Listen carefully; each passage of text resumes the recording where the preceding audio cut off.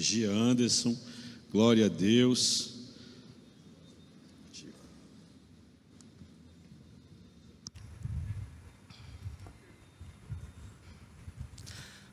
A graça e a paz, amém? Que alegria nós podermos estar aqui para falar de algo tão importante. Nós voltamos aí deste rápido intervalo, se colocar de pé, quem não tiver nenhum impedimento.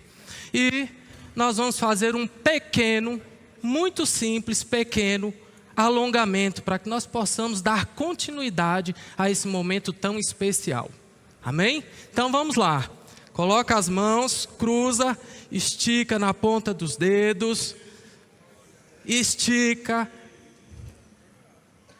ok, pode voltar, coloca, faz o contrário, braço esquerdo ou direito. Não vou nem perguntar qual a última vez que você fez algum tipo de alongamento na sua vida, amém? Não precisa responder. Para o outro lado. Aí, estica. Amém. Ok, uma salva de palmas para os irmãos, participaram. Irmãos, pode se assentar, por favor. Eu estava ali fazendo algumas anotações, e eu gosto muito de anotar as pregações, as palavras, porque eu chego em casa e eu vou fazer uma revisitação de tudo que foi passado. E esta manhã, nós não podemos negar que tem sido uma manhã de muitos aprendizados. E duas coisas eu anotei em relação ao que foi falado aqui. A primeira coisa foi uma palavra que o mestre, o Emerson, nos trouxe, que foi capacitação. Nós devemos nos capacitar. Você quer ter prosperidade, você quer ter um salário melhor, você quer desenvolver e crescer, você tem que se capacitar. Essa é a palavra que eu guardei em relação ao irmão Emerson. E em relação ao mestre Luciano, foi propósito. Você pode fazer qualquer coisa, mas se não estiver no propósito de Deus, não adianta. E eu já começo dizendo para os irmãos o seguinte: existem os nossos sonhos, existe o propósito de Deus.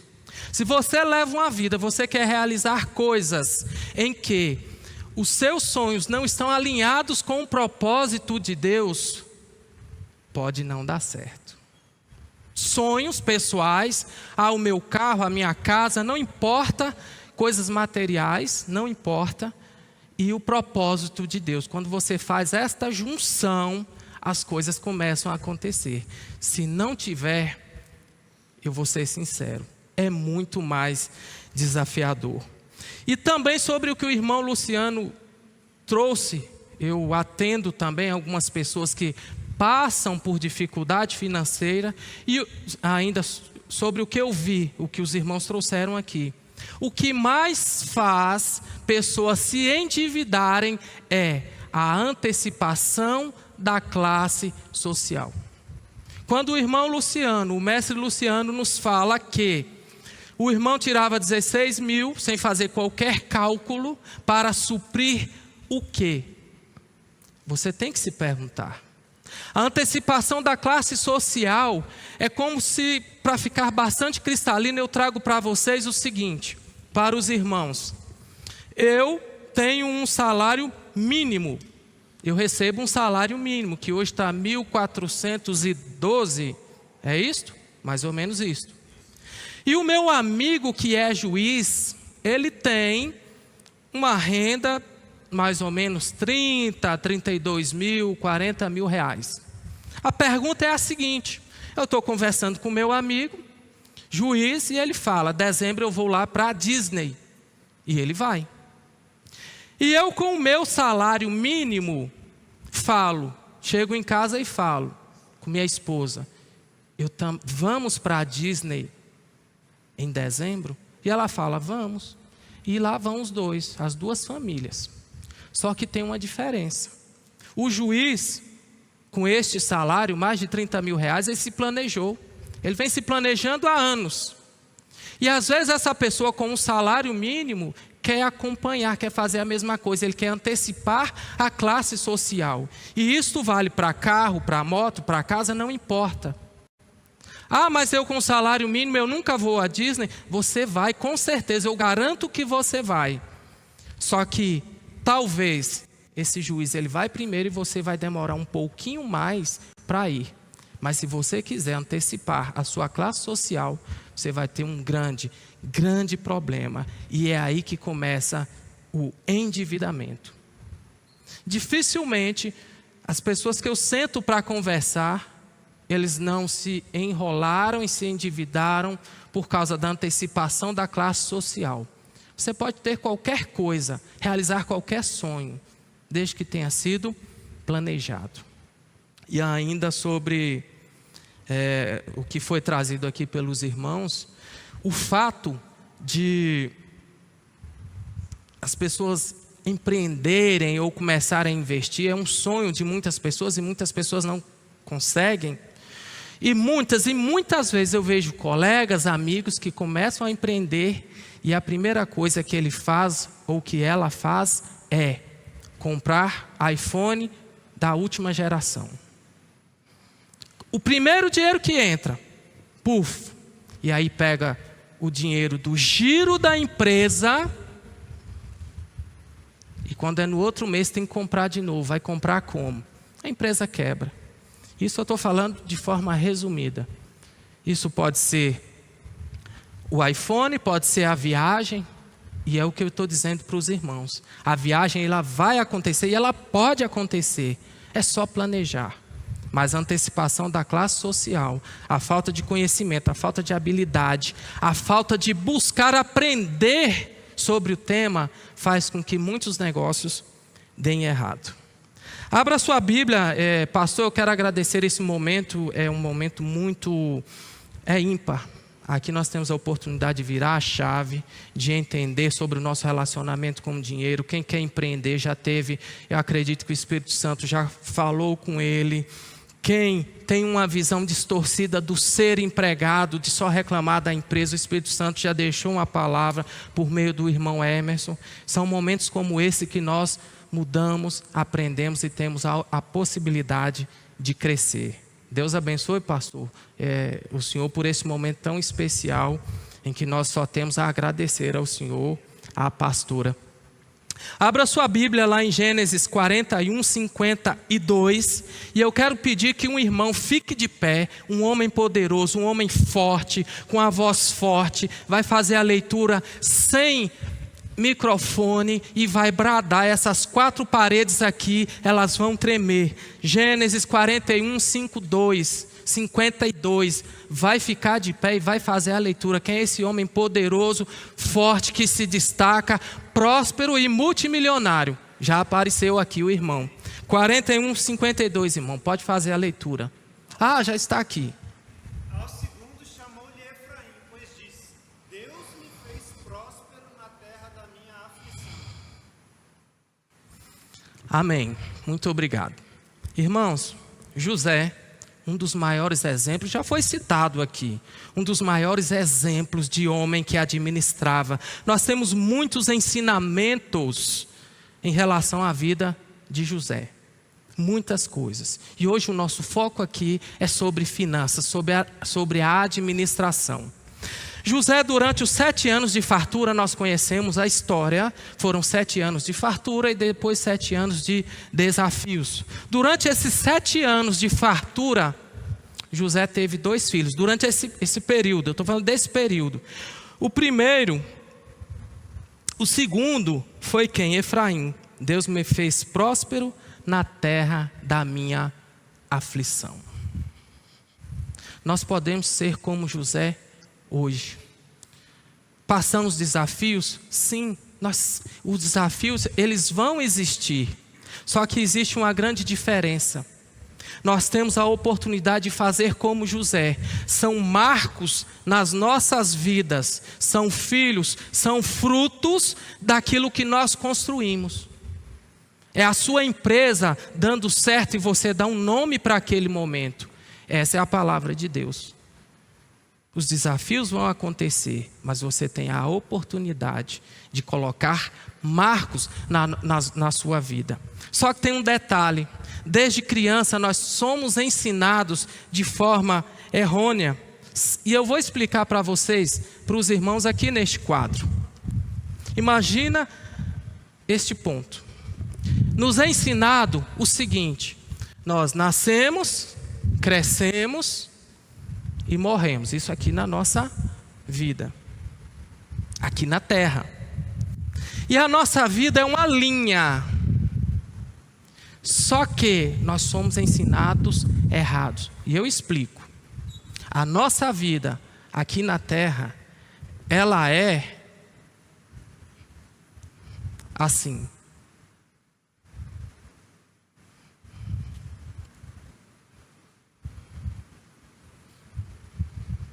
Até nós chegarmos aqui.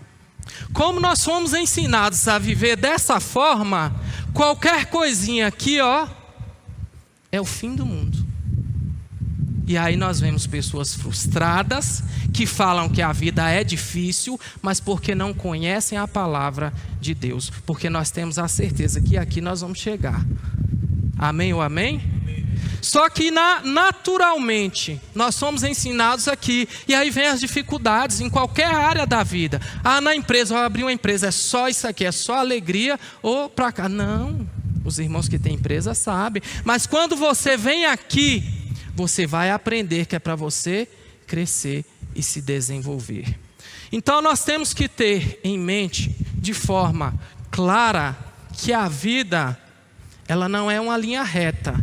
Mesmo que a vida em linha reta, quem é da saúde sabe que lá no eletrocardiograma, se tiver assim, deu ruim. Uma vida desse jeito aqui nem é vida, mas se tiver assim, bom não tá. Eu falei certo, eletrocardiograma? Irmão Luciano, os irmãos da saúde, ok. Continuando. A partir do momento que você tem esse entendimento, eu convido os irmãos para tratar o seu relacionamento com o dinheiro de forma muito séria. Dinheiro é só papel. O dinheiro é um papel. Mas existe algo por detrás desse dinheiro que, se nós não tivermos a habilidade ou o conhecimento, nós podemos ter problemas. Eu vou falar daqui a pouco e vou mostrar para os irmãos sobre isto. Existe um demônio que tenta atuar por meio do dinheiro, que se chama Mamon. O dinheiro, o papel, não causa mal algum, mas o que está por detrás dele, sim. E se nós não aprendemos, se nós não entendemos, ou continuamos, ou vivemos uma vida de uma forma em que nós pegamos o dinheiro e colocamos para ser os nossos escravos, automaticamente nós vamos ser escravos dele. E como existem pessoas escravas do dinheiro. Uma pessoa que é escrava do dinheiro, ela não tem paz, ela não dorme. Eu vou mostrar daqui a pouco nos slides para os irmãos. E essas pessoas não têm um domínio próprio. Literalmente se tornam escravos. Pessoas que são escravas do dinheiro, o pastor recebe uma palavra de Deus e ele vem no altar com a palavra de Deus e fala: nós vamos fazer tal coisa. E convida os irmãos a ofertar. O irmão que tem o dinheiro e coloca o dinheiro para ser o seu escravo, esse irmão vai fazer uma única coisa: conversar com o Espírito Santo que habita nele e somente decidir quanto é que eu vou apresentar. O escravo do dinheiro, presta bastante atenção. Chegou a palavra, ele ouviu, ele vai pegar a carteira e ele vai fazer uma consulta, só uma, se tem ou não tem dinheiro. Entendemos o que é ser escravo do dinheiro? Quem não é escravo do dinheiro, ele conversa diretamente com o Espírito Santo em relação ao valor. E essa manhã nós não vamos falar sobre valores. Às vezes eu vou fazer palestra em algum local e o pessoal pensa que eu vou ficar falando, você tem que gastar mais, gastar menos do que você ganha, etc. Isso é um outro momento. O primeiro momento, você tem que entender o que faz você se endividar. Porque se você não entender isso, já viu aquele ciclo? Pessoas estão endividados, saem das dívidas, endivida de novo, entra nas dívidas, sai das dívidas e vive nesse círculo negativo por toda uma vida. Porque não tem conhecimento, não identifica onde é que está o problema. E esses são os desafios que nós devemos ter em mente. Dinheiro é o nosso escravo e nós devemos ser mordomos de Deus. Nós administramos aquilo que Deus colocou nas nossas mãos. Que tanto? Não importa. O que importa é que o que você tem nas mãos, você deve administrar com excelência, porque nós somos mordomos de Deus. Simples assim. Mas nós só vamos entender isso, colocar isso em prática, a partir do momento que nós temos esta consciência. E a partir de hoje eu convido os irmãos, nunca mais, presta bastante atenção, nunca mais vamos brincar com a nossa situação financeira. Que tipo de brincadeira? Estou quebrado igual arroz de terceira. KKKKKK. Sabe por quê? Você não brinca com pecado. Quem é que brinca com pecado? Existe um espírito por detrás de tudo que acontece na nossa vida financeira. Então, a partir de hoje, quando nós nos levantarmos aqui, nós não vamos mais brincar. E é isso que eu vou estar buscando demonstrar para os irmãos, o tamanho da nossa responsabilidade em relação às nossas finanças, porque nós somos investidores do reino. Deus não precisa de um centavo, de R$1, precisa do nosso coração. E é por isso que a Bíblia tem todo o ensinamento sobre finanças, para que nós possamos colocar em prática. Porque Deus sabe que é uma das maiores dificuldades é trazer oferta, entregar a oferta e devolver o dízimo na igreja. Tem gente que entrega até a vida do filho, até a própria vida. Mas se falar R$10, vixe, aí não. Aí eu não serve meu filho, não serve eu, minha vida. A gente tem que estar atento ao que está acontecendo. E é sobre isso que nós vamos estar conversando. E eu quero chamar os irmãos agora para imaginar a seguinte situação. Uma história, para a gente identificar alguns pontos. Imagina que você foi colocado como gerente de um fundo, de uma empresa que administra milhões ou bilhões de reais para ser distribuído entre cristãos. Você é o gerente, mordomo de Deus, e você vai administrar isto. E por dia, você, lá na sua sessão, no seu... lhe é autorizado liberar você pode liberar para uma família por dia. E você atende 2 famílias por dia. Porque você vai liberar um fundo para aquela família. É um fundo cristão. E você é o gerenciador. Olha só. Chega a primeira família. Você está lá no seu escritório.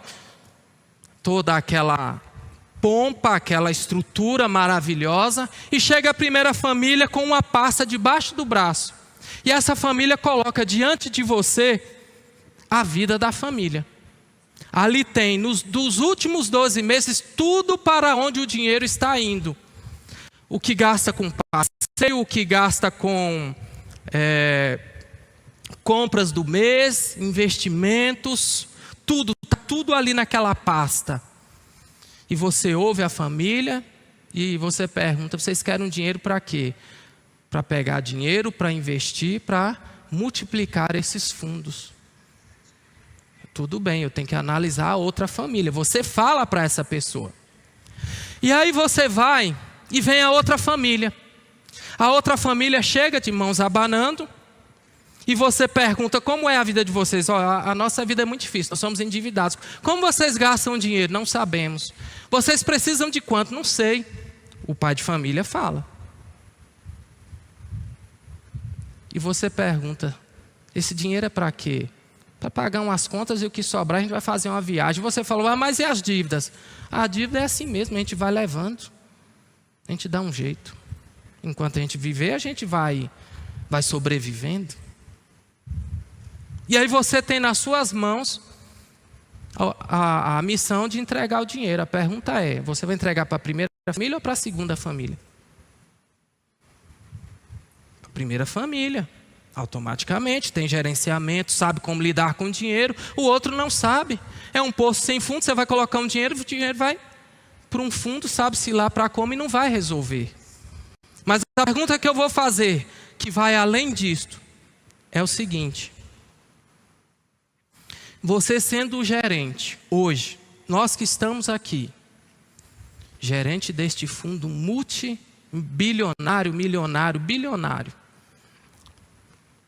você investiria na sua família hoje? De verdade. Pensa sobre isso. A vida, a forma como você usa o seu dinheiro, como você utiliza as suas finanças em relação a Deus, em relação à sua família, trabalho. Você é uma pessoa que você se daria esse dinheiro? Você é digno de receber esse dinheiro? Essa é a pergunta.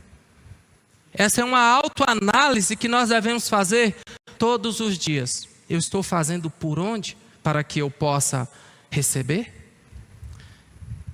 E tem pessoas que às vezes não se acham dignas nem de se ajudar, mas querem e acham que Deus é obrigado a despejar dinheiro nele. E aí, se a gente vai para a Bíblia, nós temos N situações sobre administração financeira. Nós temos que ter essa consciência. Isso é muito sério. Nós não podemos só gastar, nós temos realizações, sim. Nós temos sonhos a realizar, nós temos que investir na obra. Qual igreja hoje nós sabemos, olha só, o tanto de investimento que nós temos nessa igreja. E precisa de quê? Precisa de dinheiro. Eu estou fazendo o meu dever de casa? Eu estou sendo fiel comigo mesmo, com minha família? Outro dia um colega me mandou uma mensagem: Anderson, me ajuda, eu estou perdendo a minha família. Por quê? Porque eu estou cheio de dívida. Minha esposa disse que vai me largar, não consegue morar comigo, eu amo minha esposa. Então o que nós estamos vendo aqui hoje, isso nos deixa muito mais responsáveis. A nossa responsabilidade aumenta. Por quê? Nós vamos sair daqui hoje: mas a minha vida financeira está, tudo bem, então você sai daqui com a responsabilidade de falar para o seu vizinho, para o seu amigo de trabalho, para as pessoas que você ama, que estão perto de você, porque você é um cristão e as pessoas têm que olhar para você e falar assim: uau, eu quero ser igual a ele. Sim ou sim? Amém ou amém? Amém, não é isso que nós aprendemos? É isso que nós aprendemos. Eu gostaria de pedir para colocar o primeiro slide, por favor, para que nós possamos continuar esse momento. Como disse o irmão Emerson, o tempo não para. E a vida é mais ou menos isso, é um xadrez, um jogo em que nós podemos e devemos constantemente buscar ser assertivos. Mas eu tenho minha vida financeira equilibrada, eu sei, mas se você, por um acaso, você desconsiderar as suas finanças por um dia, você pode estragar tudo. Sabe o que eu estou dizendo? É emagrecer. Eu vou emagrecer, qual a meta? A meta é ir para a academia, fechar a boca todos os dias até o último dia da vida, é igual finanças. A meta é cuidar das finanças todos os dias, o tempo todo, junto com sua família, com sua esposa. Aqui nós temos homens líderes, homens em que as mulheres se ancoram nos maridos. Nós somos líderes, é bíblico, e você tem que ter uma responsabilidade em relação a isso. Você não pode se curvar e se esquivar. Até que pode, mas não deve. Tá aqui. Aponto para lá ou para cá? Para lá. Quem construiu a vida financeira que você tem hoje? Essa é a pergunta que você deve responder. São coisas simples. Foi fulano, beltrano, cicrano? Deixa eu te falar, a responsabilidade é sua. É como se eu gosto de fazer essa pergunta. Você está fazendo uma obra, você tem uma construção lá na sua casa. Você comprou um caminhão de areia, porque o pedreiro falou: se não chegar aqui amanhã, a obra para. E você não pode parar porque você tem prazo. E você compra areia, aí no outro dia a areia não chega, a obra para. A culpa é de quem? Da empresa que vendeu o caminhão de areia ou a culpa é sua? Deixa eu te falar, a culpa é sua. Porque você que deve se revestir de todos os meios, porque você é o interessado. O que eu estou dizendo é que nós não podemos levar uma vida transferindo para os outros. A culpa é de fulano, a culpa é de Beltrano, a culpa é sua. Mas o que dá certo também, a culpa é sua. Isso chama responsabilidade pessoal, autorresponsabilidade. Você não pode levar uma vida colocando a culpa nos outros em relação às suas finanças. E quem é que construiu a sua vida financeira? Ou boa, ou ruim, ou mediana, ou hipócrita, ou que for medíocre. Quem foi que construiu? Ah, mas a culpa é de fulano. Não, a culpa é sua. Você que permitiu. Ah, mas você não sabe da história. Tudo bem, isso aconteceu. O que você vai fazer a partir de agora para mudar? Nós contribuímos na sociedade para criar pessoas vitimistas.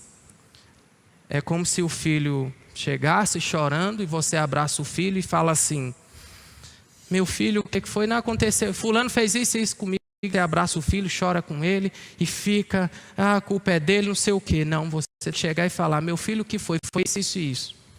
Tudo bem. E você tem que virar para seu filho e falar: o que você vai fazer? Isso tudo aconteceu, fizeram com você. Mas o que você vai fazer a partir de agora? Nós não podemos ser vítima do que vai acontecendo nas nossas vidas. E quando eu falo sobre finanças, é muito comum as pessoas confundirem as coisas. Imagina que aqui é um ser humano, e esse ser humano é pleno e existe uma integralidade. Nós temos áreas da vida que precisam ser tratadas, e os irmãos vão me ajudar a falar quais são essas áreas. Eu estou falando aqui de finanças. Quais as outras áreas que nós temos que cuidar? Casamento, pode me ajudar, por favor. Saúde. Filhos, família. Emocional, espiritual. Lazer. Trabalho.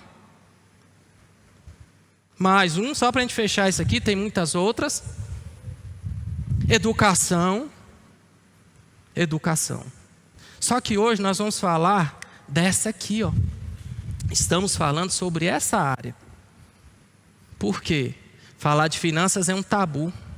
Quantas e quantas palestras, ou às vezes eu vou na igreja e as pessoas se incomodam quando nós começamos a colocar o dedo na ferida. Um dia eu estava aqui num treinamento e a pastora foi bastante assertiva quando ela falou: nós vamos colocar o dedo na ferida, mas nós vamos tirar. Quando você começa a falar de finanças, você mexe com as emoções, porque cada um de nós já teve algum tipo de experiência com as finanças ao longo da vida. Alguns tiveram boas experiências, outras experiências negativas. E quando nós começamos a falar sobre dinheiro, sobre finanças, isso vem à tona, e tem pessoas que ficam com raiva, ficam tristes, outras ficam felizes. Então nós estamos falando sim sobre finanças, sobre dinheiro. Você também tem que cuidar dessa área. E essas áreas, elas são interligadas. Elas estão ligadas umas às outras. Nós devemos cuidar só de uma? Não, cuidar de todas. E esse é o desafio de um homem, de um líder. Você tem que ter essa consciência para que você se torne um homem conforme a palavra de Deus. Não é só o dinheiro, mas também não é só a saúde. Você tem saúde, não tem dinheiro, você vai adoecer. Você vai ficar com saúde por quanto tempo? Você tem que cuidar disso, tem que se alimentar de forma correta. Então, quando nós falamos sobre dinheiro, nós precisamos entender que existe um sistema, e esse sistema ele se divide em duas partes. Vamos lá, vamos fazer a leitura juntos. 1, 2, 3. Ninguém pode servir a dois senhores, pois odiará um e amará o outro, ou se dedicará a um e desprezará o outro. Vocês não podem servir a Deus e ao dinheiro. Sabe o que está escrito ali? Está escrito ali o seguinte: existe um sistema, e o sistema, na verdade são dois sistemas. O sistema do mundo, que é comprar e vender,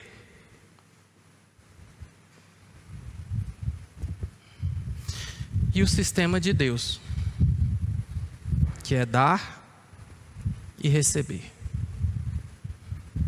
Infelizmente, muitas pessoas estão só aqui. E digo a verdade, tem cristãos que ainda não entenderam que nós devemos viver o sistema de Deus, que são princípios. Quando eu falo comprar e vender, não é empreender, não é isso não. São pessoas que vivem somente para o dinheiro que recebe, comprar. E quem vai vender? O mundo vai vender. Existem estratégias para fazer com que nós não deixemos de comprar e compremos constantemente, o tempo todo. É o tempo todo que vão comprando. E são essas pessoas que vão se endividando. Porque fala o quê? Por exemplo, caixão não tem gaveta. Eu não vou levar dinheiro. Eu sei, você não vai levar dinheiro no caixão. Mas deixa eu te falar uma coisa. A Bíblia fala que você tem que deixar não é só para seus filhos. É para o filho dos filhos. Você não tem nada com as coisas do mundo. Deixa eu te explicar. O que quem está lá no mundo fala, não importa para nós, importa o que a palavra de Deus fala. E lá fala isso, e nós vamos seguir é isso. Ah, mas o medíocre falou, e nós às vezes ficamos repetindo coisas que são do mundo, do sistema do mundo. E às vezes, se nós não vigiarmos, nós trazemos para dentro das nossas vidas. Isso é muito sério. E qual é a sua história? Qual é a narrativa que você tem hoje contado na sua vida? Qual a sua história? Eu vou contar um pouquinho da minha história para os irmãos entenderem o tanto que é sério o nosso relacionamento com o dinheiro. Eu entrei no Corpo de Bombeiros em 1995. O Adalberto e o pastor entraram, eu jogava bolinha de gude, eles já estavam uns 10 anos na frente, né? Mas, a não ser que eu errei o cálculo, mas enfim. Um sonho, realizei um sonho. Eu era fuzileiro naval, nasci em Minas, Belo Horizonte, fui criado em Pirapora, norte de Minas. Um sonho, ser bombeiro. Era fuzileiro naval, vim para cá, quando eu olhei o salário, falei, opa, salário de fuzileiro naval é bom, mas eu quero mais. Deus falou que é para eu ter o melhor. Aí eu entrei no bombeiro. Doido para quê? Para casar. E eu entrei no bombeiro, 1 ano, 2 anos, só alegria. Comecei a endividar, sabe? Porque não tinha habilidade, não sabia lidar com dinheiro. O modelo de dinheiro que eu tinha é totalmente errado. E eu fui endividando, e tinha uma pessoa muito próxima, vou contar resumido a história. E tinha uma pessoa muito próxima que falou assim, gostava muito da gente, falou assim, eu vou comprar uma casa para vocês aí no Novo Gama, com barraco de fundo. Você mora na casa, olha só a história, nós devemos ser gratos às pessoas que nos ajudam. Vou comprar uma casa aí no Novo Gama. Você mora na casa, aluga o barraco de fundo e manda o dinheiro para mim. Ninguém faz isso, essa pessoa fez. Nós temos uma consideração muito grande. Só que aí nós encontramos a casa. Na hora de mudar, eu mudei para o barraco, eu mudei para a casa. A situação era tão ruim que não dava para morar na casa. Que eu falei, vai aumentar um bico de luz, vai aumentar isso aqui, não sei o que, eu tenho que morar no barraco de fundo. Não dava para morar numa casa maior, porque o gasto ia aumentar. Até desinfetantes falassem, vamos comprar 10 ml de desinfetante, dava para comprar?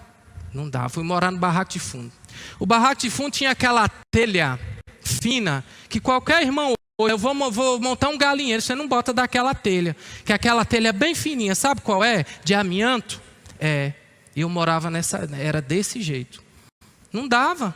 Ah, mas você ainda não tinha entrado no bombeiro, você não era concursado. Eu era concursado, só que eu não tinha habilidade. O chão era vermelho, um vermelhão, a gente fala lá em Minas, vermelhão. E meu pé vivia vermelho. Um dia no quartel eu fui trocar de roupa, saindo de educação, saindo de serviço, ia fazer educação física. O Adalberto lembra bem. E meu pé era vermelho, eu esfregava, não saía. Aquele vermelho, e um bombeiro viu, começou a rir de mim. Toda vez que eu ia trocar de roupa, eu ia para um canto. Aquilo eu fiquei com uma vergonha, porque eu sabia que era vermelho, porque eu não tinha dinheiro, porque era todo enrolado, não sei o que. Virei motivo de chacota. E aquilo eu ficava triste, mas eu não dava conta de sair daquela situação. A cozinha era como se era aqui a geladeira. Minha esposa Ângela, se tivesse na geladeira ou estivesse na pia, se eu fosse passar, um saía, o outro entrava. E tinha um quarto. Era um barraco. Mas é o que eu chamava de casa. Ah, você ainda não era bombeiro. Não, eu já era bombeiro, tinha um salário fixo, mas estava todo endividado. E aí, outros detalhes que não vai dar tempo de contar, mas enfim, mas eu vou terminar de contar a história. Um dia eu estou lá em casa e veio um colega lá de Minas, Titi. Ele chegou, ficou um dia, outro dia. E aí ele falou assim, eu quero conversar com você. Eu falei, tá bom, vamos conversar. Pastor, antes de ir embora, e ele falou, vamos conversar? Eu falei, vamos. Um voluntário para vir aqui na frente, aqui, por favor. Um voluntário. Pode ser o senhor que deu esse movimento. Pode ser? É? Vamos lá. Eu vou mostrar para vocês o que aconteceu naquele dia, para vocês entenderem. O senhor pode ficar bem aqui, o irmão pode ficar aí. Fica bem aí. E esse amigo começou a falar, ele virou para mim e falou assim, ele veio lá de Minas, ele falou assim, moço, aqui, moço, eu lembro como hoje, você não tem nada. Pode ficar aí. E quando ele falou aquilo, minha cabeça fez isso aqui, ó. Começou a girar. Eu falei, o que está acontecendo? O que ele está falando comigo? E ele continuou. Você não tem um lote? Lá em Minas é muito comum, né? Comprar um lote. Aqui a gente já compra cá. Mas assim, é muito comum juntar a família. Você não tem um lote? Você não tem um carro? Você é bombeiro? Você não tem nada. E ele falou assim, você tinha, lá em Pirapora, você tinha bicicleta. Hoje nem bicicleta você tem. Quando ele falou isso, eu lembrei na hora que não tinha bicicleta mesmo. Não tem nada, não tem uma moto. Interior tem muita moto, né? A pessoa anda muito de moto, cidade pequena. E ele colocou a mão de novo. Eu lembro como hoje, ele colocou a mão no meu ombro assim. Você não tem nada. E não falou nada, era só isso que eu queria te falar. Ele falou comigo, né?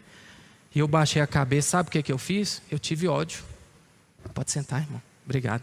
Eu tive ódio. Porque eu recebi um conselho, mas esse tipo de conselho ninguém quer, porque nós queremos ser vítimas. Nossa, está difícil, né? Nossa, nós precisamos criar vitimismo, as pessoas querem isso, nós queremos isso.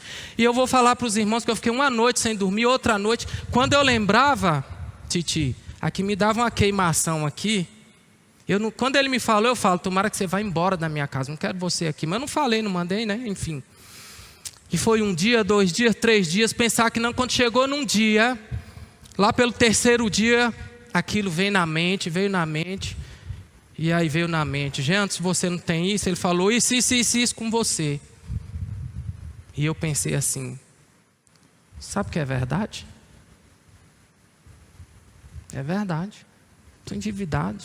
Olha isso. E a partir daquele dia, irmãos, eu fiz algo que nós devemos fazer para poder mudar a nossa vida. Tomar uma decisão. Não sei como é que a sua vida financeira está, mas nós devemos tomar decisão. E não é só nessa área, em qualquer área da vida.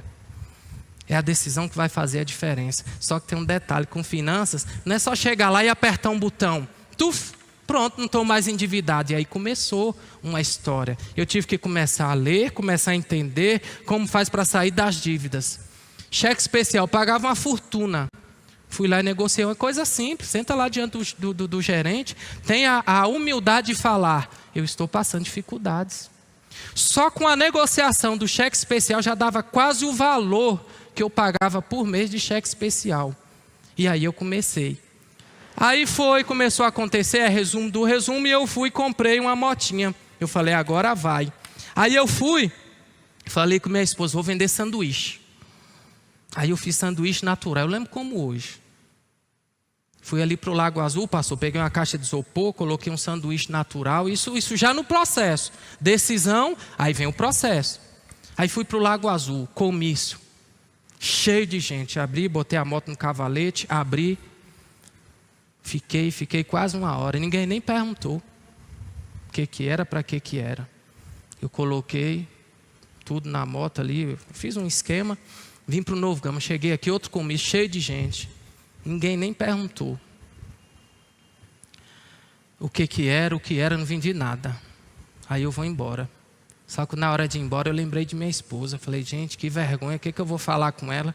Eu parei, chorei e fui para casa. Minha esposa chegou, eu cheguei lá e falou, não, isso é assim mesmo, segunda-feira eu vendo na escola. E foi assim que aconteceu. Só dessa história tem muita coisa que a gente pode tirar para as nossas vidas. A sua família, a sua esposa, a pessoa que te apoia, a pessoa que está junto, antecipação da classe social. E aí começou a mudar, mas a partir do momento que eu tomei a decisão. É difícil, mas quando você toma a decisão é possível. Mas as pessoas me perguntam assim, mas qual o melhor local que eu vou investir? Eu pergunto uma coisa, você tem como investir? Como é que você vai investir endividado? Se você vai fazer um investimento para sair das dívidas, vamos ver. Agora, simplesmente quer saber como é que endivida? Como é que investe? Você não tem nem o dinheiro. Lógico que tem algumas estratégias, nós não vamos entrar. E aí, as consequências de uma vida de endividamento. Primeiro, é lá. Quase metade dos brasileiros endividados conhece o quanto deve. As pessoas, já falamos sobre isso. Se perguntar aí para a maioria das pessoas, eu sempre pergunto, você deve quanto? Direto, a pessoa me manda mensagem. Eu estou passando por isso, por isso. Você deve quanto? Não sei. Como é que é a sua situação? Não sei, tem desconhecimento total. É geral, infelizmente. Dívidas afetam sua produtividade no trabalho. Quantos colegas eu vejo cabisbaixo, não produz, porque está endividado, não consegue, não tem prazer em nada. E aí nós temos o absenteísmo, presenteísmo. São fatores que são oriundos das dívidas. É lá. Perda de sono. Eu fico pensando quantas noites eu fiquei sem dormir. Pensando, dívida girando na minha cabeça, dívida girando, e você não dorme. Isso acaba com você. E aí vai de encontro que a palavra de Deus fala, em paz me deito, logo pego no sono, porque Senhor, só Tu me fazes repousar seguro. Nós não podemos aceitar viver uma vida medíocre de endividamento. Porque lá no mundo fala, deixa lá no mundo, você não tem nada com o mundo. Você tem a palavra de Deus, que você tem N versículos para ensinar para você que você não vai viver uma vida endividada. Isso destrói, você não consegue investir no reino de Deus, investir em você, investir na sua família, você se torna um homem limitado. Quantas vezes você já deixou de fazer algo porque não tinha dinheiro, porque você não tinha essa habilidade? Lembra que eu falei? Para de brincar com isso. Eu estou quebrado. Não, isso é muito sério. Você não brinca com o pecado. Mamon usa o dinheiro para fisgar você. Você não pode aceitar. Lembra que eu falei? Eu não preciso, mas tem pessoas do seu lado que precisam. Um parente, um primo, um cunhado, no seu trabalho. Casamentos se acabam devido à questão financeira. Casamento sem um controle financeiro, marido e mulher endividados, fica insustentável. Brigas e divórcio. Você jogar agora na internet, índice de divórcio devido à dívida aumenta constantemente. Depressão, adoecimento mental. Infelizmente eu tenho uma lista de amigos, desde quando eu entrei, que eu era fuzileiro, que eu entrei, até no bombeiro, que tiraram a própria vida por causa de dívida. Ficou insustentável, perderam a força, não conseguiram sozinhos resolver. São consequências do endividamento. Agora de manhã nós vamos entender a importância de trabalhar isso. À noite nós vamos trazer outros temas. Por que nós somos ofertantes e dizimistas? À noite, pastor, nós vamos falar sobre isso. Por que nós devemos ser? Os ralos que nós fechamos, aquilo que nós devemos fazer, o nosso compromisso em relação ao dinheiro. Nunca sobra dinheiro para nada. E o que representa isso? É o cofrinho, guardar o dinheiro é desse jeito. Tem para nada. Eu vou ali, o filho fala assim, pai, vamos comer uma pizza? Quando sair o pagamento, mas pai, hoje ainda é dia 5. Desse mês já foi, é mês que vem, seu filho vai esperar.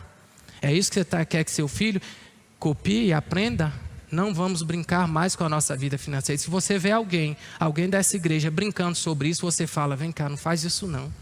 A gente não brinca com pecado, como é que nós vamos brincar com isso? Poderíamos aqui ficar 3 dias tratando sobre o tema, até aprofundando. Mas aqui, esse primeiro momento é para que nós tenhamos essa consciência do tamanho da nossa responsabilidade em relação ao dinheiro. Já estou encerrando. Busque sabedoria e não fórmulas. Não existe fórmulas para sair das dívidas, para ter uma vida equilibrada. Existe sabedoria.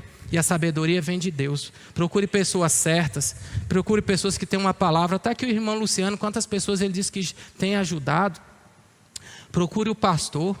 Não vai procurar uma pessoa do mundo não, que a pessoa do mundo vai falar assim, a vida é assim mesmo, caixão não tem gaveta. O importante é viver.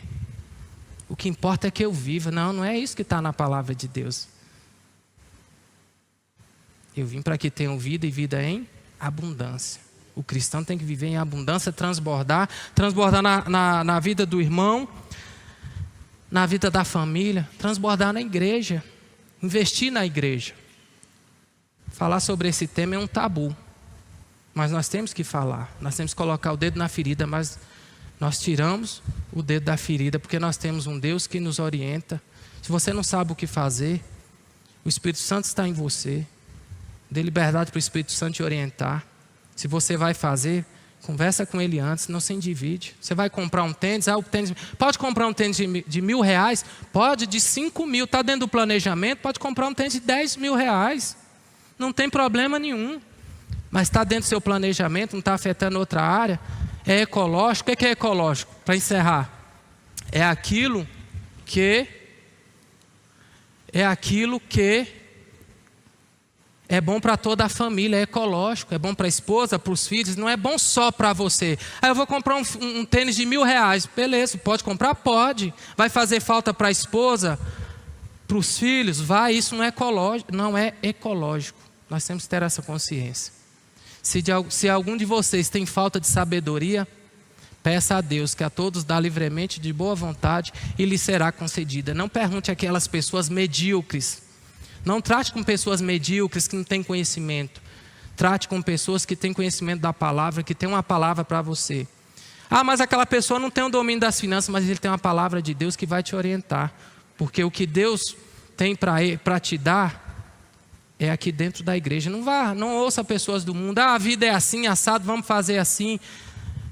Esquece isso. Cuida de suas finanças de forma séria.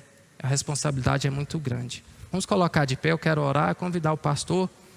Eu quero agradecer os irmãos por ouvirem. Pelo menos ninguém levantou e saiu com raiva, né? Mas eu preparei antes, né, pastor? Eu falei, espera aí. Eu quero que você coloque a mão no seu coração. E eu quero orar por você. Pai, em nome de Jesus, nesse momento de decisão que nós estamos aqui para receber da Tua palavra, nós colocamos as nossas vidas, Senhor, para receber a sabedoria vinda do céu. Pai, o Senhor conhece cada um que está aqui. Nós não estamos falando sobre quantidade de dinheiro, nós estamos falando sobre prosperidade integral, familiar, na família, no trabalho. Nós somos investidores do reino, Senhor. Nos mostra como fazer a melhor estratégia para que nós possamos ser empreendedores e multiplicar e seguir os bons exemplos e que nós possamos ter a responsabilidade de abençoar outras vidas e abençoar outras famílias. Obrigado, Pai, que nós possamos sim ter responsabilidade ao lidar com as nossas finanças, não olhando para o dinheiro como se ele fosse o nosso Senhor, mas ele é o nosso escravo. Nós vivemos pelo sistema de Deus, que é dar, receber, são princípios.